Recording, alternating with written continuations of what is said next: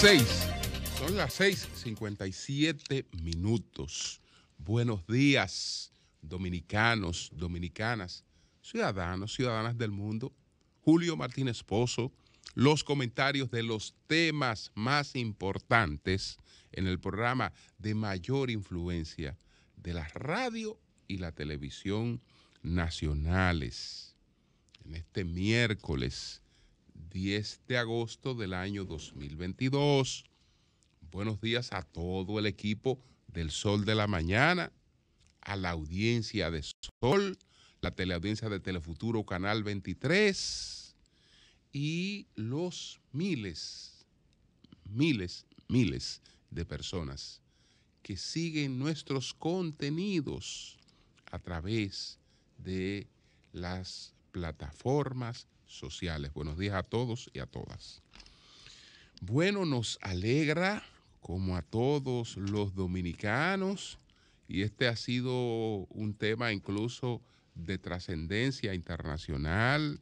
Los medios internacionales se han hecho eco del rescate de 2 mineros que tuvieron 10 días atrapados pues en una mina, en una operación minera. Entonces, todo el país estuvo pendiente de eso.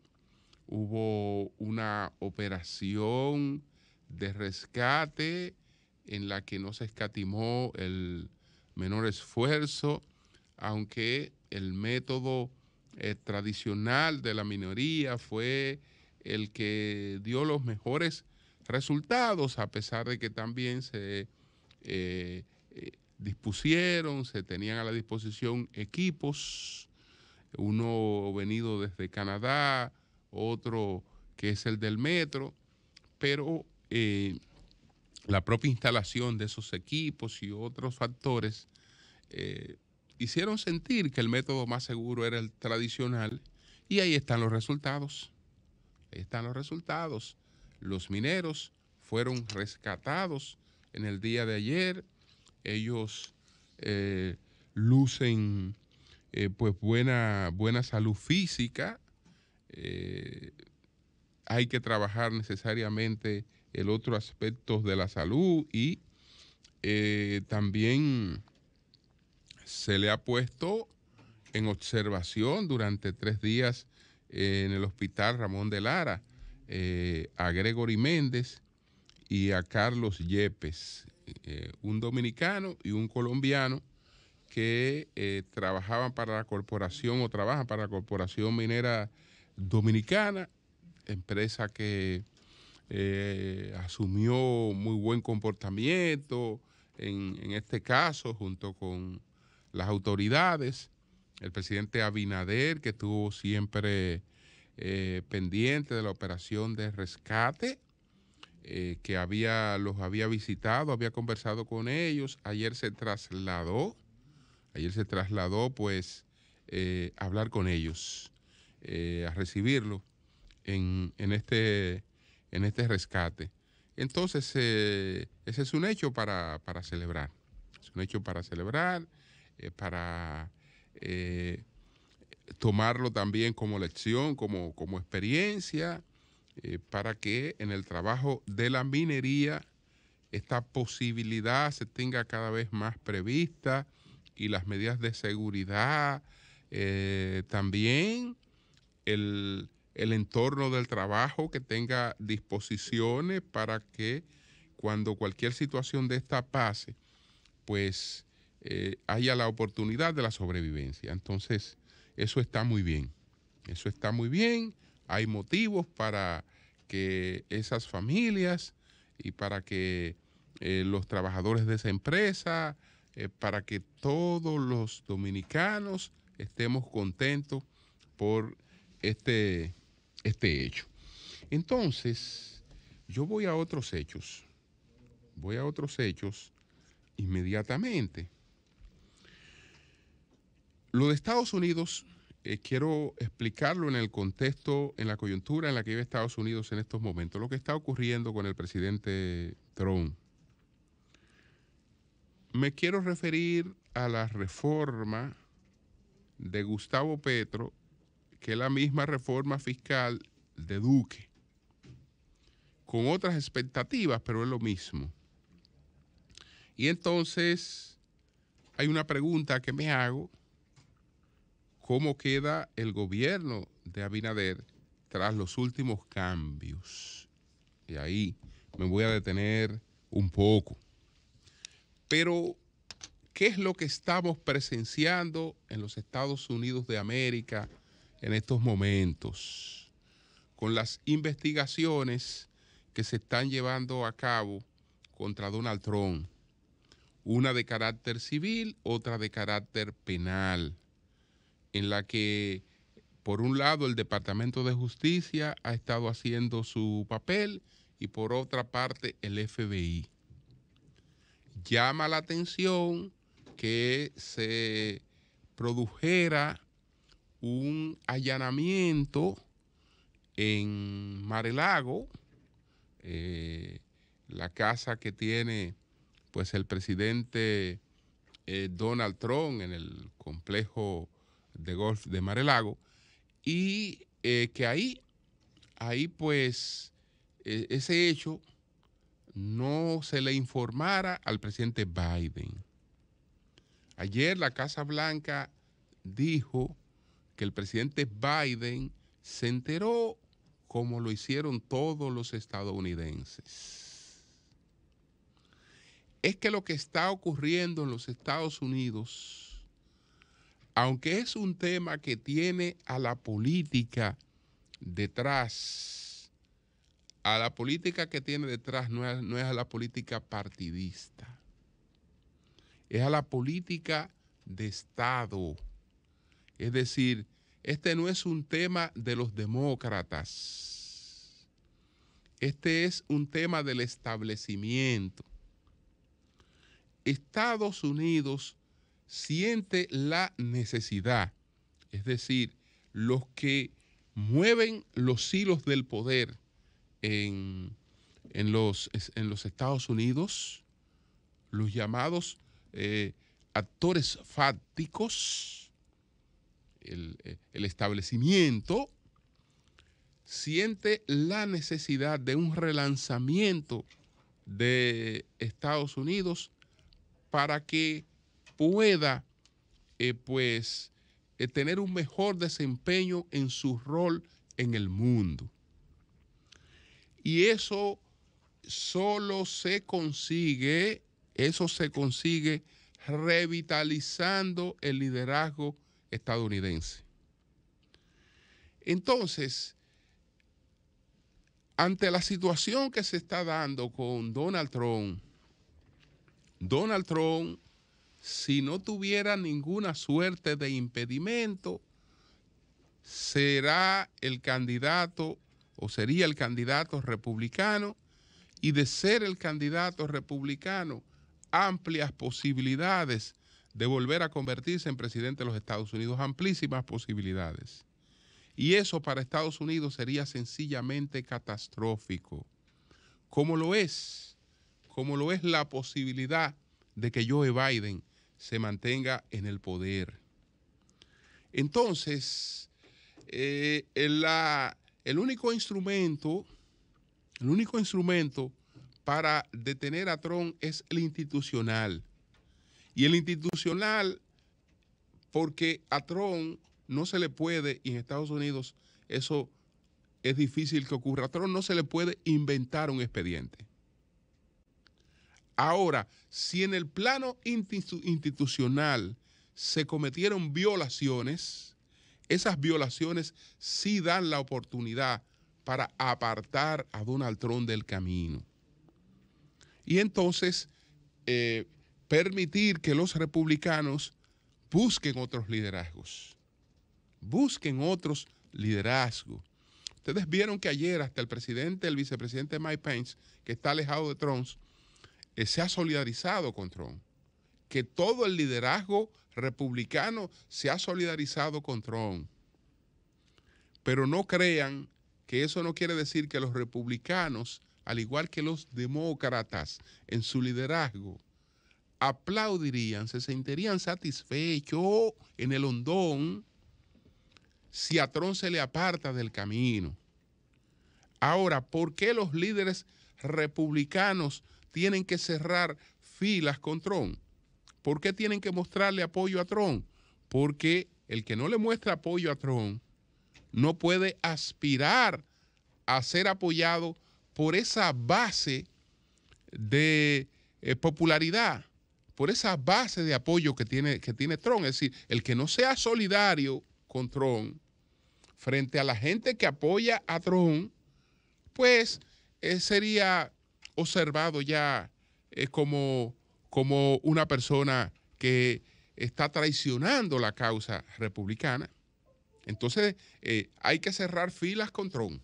Desde el punto de vista republicano, hay que cerrar filas con Trump, pero olvídese, esto es tan republicano como demócrata lo que está ocurriendo, porque de lo que se trata es de demostrar al mundo que Estados Unidos tiene los mecanismos institucionales, que sus instituciones tienen el peso necesario para sobrecaer sobre el que haya violado las leyes.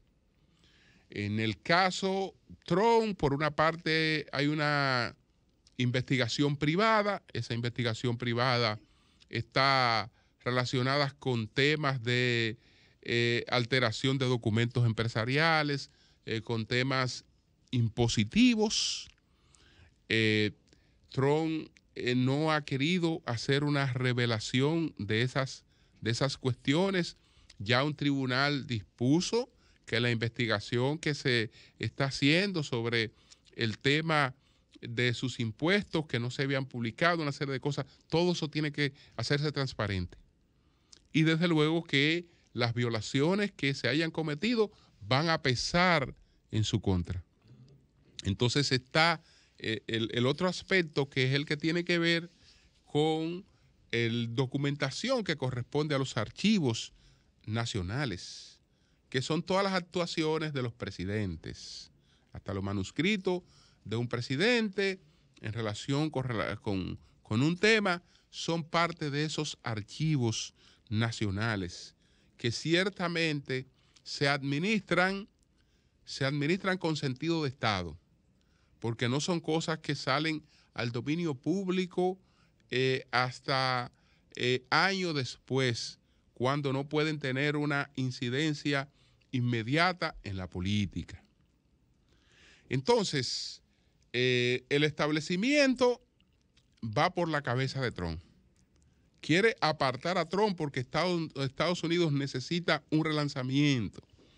Una de las desventajas que ha tenido Estados Unidos en este conflicto mundial que está enfrentando es la precariedad, las limitaciones de su liderazgo. Un presidente impopular a lo interno y no muy enérgico en el plano exterior, porque sus propias condiciones le limitan mucho. Joe Biden no debe aspirar de nuevo a reelegirse como presidente de los Estados Unidos. Biden es el hombre que en términos de resiliencia puede decirse que ha llegado más lejos a propósito del tema que hemos estado tratando en estos días con relación a la situación que se dio con la odontóloga, para concluir con el caso de este enfoque sobre los Estados Unidos, y explicar por qué Biden es una persona que ya no se le puede pedir más. Ya no se le puede pedir más a Biden, porque estamos hablando de que es una persona que viene desde regresos, desde regresos, en lo que ha intentado incluso quitarse la vida. Y que nunca ha vuelto a una recuperación plena, porque no es prácticamente imposible por las circunstancias en las que este hombre ha tenido que padecer. Entonces ya, digamos, el tema de la edad, el tema de la salud, el tema de su propia historia de vida. Estábamos hablando de una persona que prácticamente lo tenía todo por delante, electo senador en su estado, un político brillante, al que solo le esperaba el éxito. Y entonces, poco después de su primera elección como senador estatal, su esposa sale a comprar el árbol de Navidad con sus 3 hijos. Sale a comprar el árbol de Navidad.